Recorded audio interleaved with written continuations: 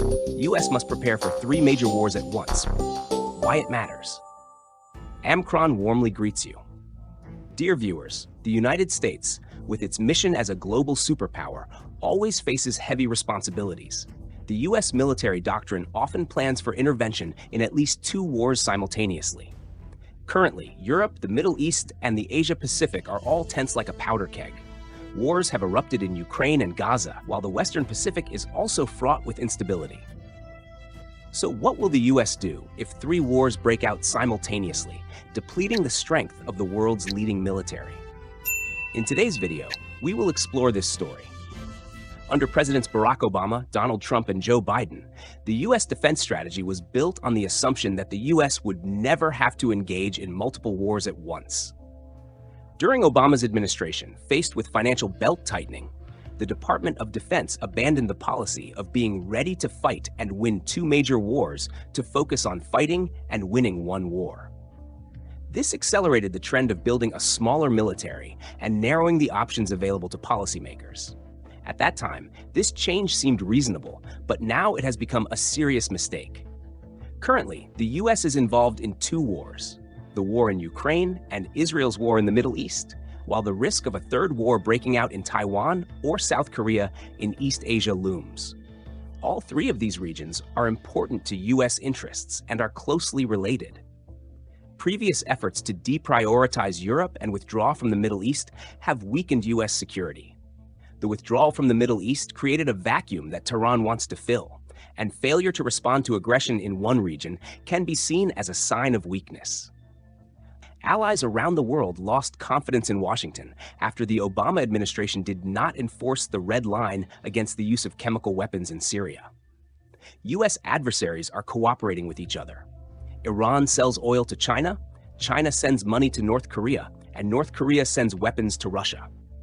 The U.S. and its partners face an authoritarian axis stretching across the Eurasian continent. Fortunately, Washington has capable allies and friends in East Asia, Europe, and the Middle East. Together, they have the strength to help contain this axis of power, but to succeed, they need to coordinate better with each other. The U.S. and its allies need to achieve coordination capability, able to quickly send resources through an established system to any ally that needs it most. The West, in particular, must create and share more ammunition, weapons, and military bases. The U.S. also needs to build better military strategies to fight alongside its partners. Otherwise, the U.S. risks being overwhelmed by increasingly capable and tightly connected enemies. First of all, the effort that the U.S. and its allies need to strengthen is defense production. The West has long been the place to produce the most advanced and sophisticated weapons in the world, but currently they simply do not produce enough material. Consider the ammunition factor. Wars in both Gaza and Ukraine have shown that current conflicts require a lot of ammunition and tend to be prolonged. The Ukrainian army fires thousands of artillery shells each day, sometimes exceeding the production capacity of suppliers. Israel has used thousands of tank shells and fired many precision-guided munitions in its war with Hamas since October 7th last year. Combined, Ukraine's war effort with Israel, supported by the U.S., has led to such a large consumption of ammunition that Western manufacturers are struggling to keep up. As a result, the U.S. and its allies must make difficult choices about which types of ammunition they can send to friends and which types they need to keep for themselves.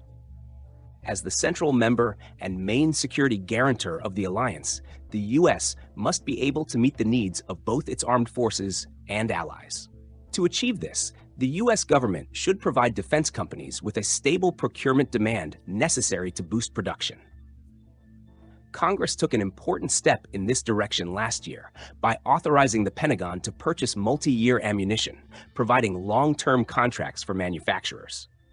But by not passing the budget on time, Congress has undermined this commendable effort to create stable demand for ammunition. Congress should require the Department of Defense to establish minimum ammunition stockpiles and create a mechanism to automatically replenish reserves once ammunition is sold or consumed to balance supply and demand. However, to better position itself and its allies, Washington needs to do more than just produce more ammunition. The US also needs to improve the creation of a seamless weapons distribution process. US weapon orders domestically and abroad are executed through the same assembly lines, but procedurally, foreign weapon sales are separated from US contracts. The former is controlled by the State Department and the latter by the Department of Defense. This division can make it difficult to adjust supply to meet demand. Bureaucratic procedures make the process of selling weapons to foreign countries slow and cumbersome, even when those deals are approved. Allies are often placed at the end of the queue, where they may have to wait years to get the weapons they have paid for and need to deter imminent attacks. To solve this problem, the US must simplify and expedite the sales process for foreign customers. The US should allow the Department of Defense to include foreign weapon sales as part of the industry's demand information and streamline the rules that make allies wait after US contracts. Fulfilling foreign ammunition sales contracts before meeting the needs of US armed forces seems detrimental to US interests, even if those nations have ordered in advance. There will certainly be times when US needs take priority, but allowing defense companies to ship weapons to Taiwan or Poland before US bases when necessary can enhance US security, especially when the US is not fighting alone in major wars. For example, the effort to supply Ukraine is a truly multinational issue involving the US and NATO allies and across Europe and Asia. By curbing Russian aggression, these countries also bolster Washington's security as well as their own. US allies have also expanded their own ammunition industries to help Ukraine fight Moscow, ultimately reducing the demand on the US. Washington can encourage these nations to continue expanding production by ensuring that when they need US weapons, their orders will not be treated as secondary. Sharing technology with allies, the US has many weapons it can sell to allies. It is the global leader in advanced fighter jets, nuclear-powered submarines, space capabilities, and software, and Washington should develop many of these capabilities with the aim of exporting them. For example, the US Air Force's advanced B-21 Raider stealth bomber could be useful for allies like Australia, which need long-range strike capabilities. But hesitation in exporting advanced technology hinders providing close partners with the best available equipment. US policy should ensure that US political leaders have the option to provide such advanced systems to close allies. Fortunately, Washington has valuable experience in sharing its military technology. Besides the US, 7 other countries, Australia, Canada, Denmark, Italy, the Netherlands, Norway, and the UK are partners in the F-35 fighter jet program. An additional 9 countries have agreed to purchase this aircraft. The F-35 is supported by a truly global maintenance and logistics infrastructure. The AUKUS agreement is another example. It paves the way for Australia to purchase nuclear-powered submarines and the UK to enhance its underwater combat capabilities. AUKUS has also helped Washington by exposing the limitations of the US shipbuilding industry. This agreement clearly shows that US shipyards are not large or capable enough to modernize the US submarine fleet and build submarines for Australia, forcing Canberra to invest $3 billion in expanding US industrial and submarine facilities. This investment will serve both US and Australian interests. Allies can also help the US defense base in other ways. The US is the global leader in some areas of defense production, but many of its allies have comparative advantages in other fields. While the US shipbuilding industry has shrunk, Japan and South Korea have impressive shipyards that Washington can leverage. Israel produces excellent missile defense systems and air defense systems like the Iron Dome, and Norway has outstanding anti-ship missiles. Washington should do more to encourage these allies to share their top technologies. Expanding such cooperation will not be easy. The defense industry, along with the jobs and funding that come with it, is a matter of domestic politics both in Washington and in allied capitals. That is why, even in areas where the US Congress seeks to promote cooperation, defense officials still face bureaucratic obstacles. Australia, Canada, and the UK are considered part of what US law calls the US National Technology and Industrial Base, encompassing individuals and organizations involved in national security and dual-use product research, development, and production. However, domestic supply requirements and standardized operating procedures still hinder deeper cooperation between these friendly nations. There are strong political motivations to maintain such barriers, such as concerns about domestic jobs. But it would be wise for U.S. officials to face that pressure and eliminate them. Forcing companies to buy everything domestically is tempting, but Americans will ultimately be safer and more prosperous if the country has access to better defense products, regardless of their origin. Acting as a unified entity. The U.S. possesses an unparalleled global network of military bases, allowing it to maintain power for over a century. Some of these bases are on U.S. territory, from Guam in the Western Pacific to Maine on the U.S. East Coast.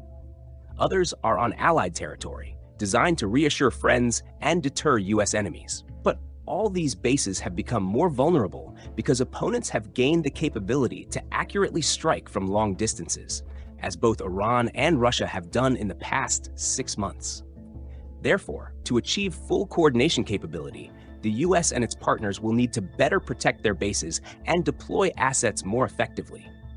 In recent years, the U.S. Air Force has developed flexible combat deployment strategies as a way to operate against a capable enemy. This strategy involves operating fighter jets from dispersed bases so they are not easily targeted.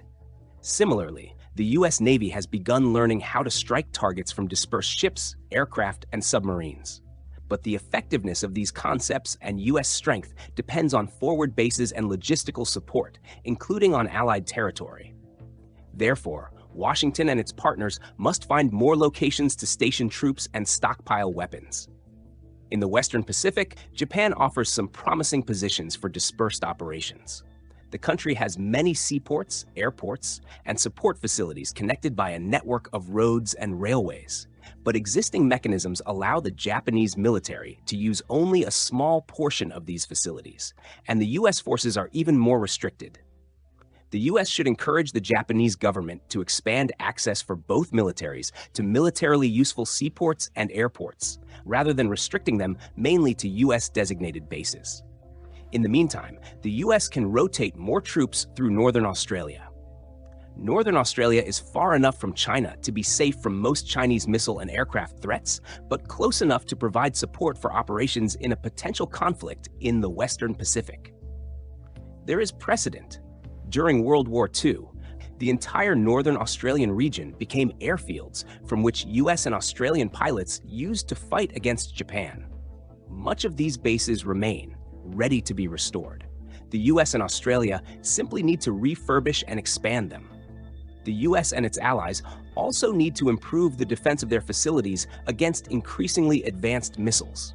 They must move beyond traditional approaches to missile defense and air defense, which rely on using a small number of expensive interceptors, to methods that use directed energy weapons like lasers or electromagnetic pulse weapons, large quantities of cheap interceptors, and sensors that can provide the necessary information to defeat large complex attacks, such as the attack Iran conducted against Israel last April. Australia, Japan, and the U.S. have made progress in calling for the development of a networked missile defense and air defense architecture to protect each other. Now, they must continue to implement it.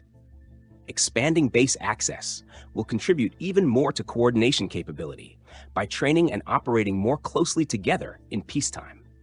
U.S. and allied forces will develop cooperative habits that will serve them well in wartime. For example, allies can achieve agreements that allow them to quickly reinforce forces and resources to bases across battlefields when necessary to deter threats or respond to aggression.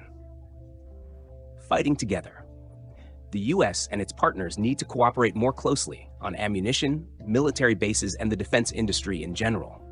But coordination capability is not just about exchanging material resources. The West also needs to make more efforts in developing common concepts and strategies. Washington must have frank exchanges with its allies to help clarify assumptions about strategic goals, roles, and missions, leading to a better understanding of how to cooperate most effectively. Take the example of developing new warfare methods. During the Cold War, the Army and Air Force developed strategies on how to defeat a Soviet attack on NATO in Central Europe. Some of those strategies are still in use. Today, the U.S. military is developing a range of new internal operational concepts suitable for modern warfare, but Washington should expand this process to close allies, both to learn from them and to ensure they are best positioned to operate with the U.S. in wartime. For example, the U.S. and key allies like Australia, Japan, and the Philippines must find ways to coordinate to deal with China's invasion threat to Taiwan. Of course, the U.S. cannot share everything materially or ideationally with its partners. Some weapons should never be shared, but history shows Americans fight best when they fight alongside allies. They are more likely to win wars on multiple fronts when they cooperate with many partners. As Washington faces increasing dangers in 3 regions, it must learn to cooperate and share better with its comrades. In major wars, no country, even the world's strongest, can fight alone. Here, our program for today must pause. Please subscribe and leave a comment below to continue discussing this topic. AmChron bids farewell and see you next time.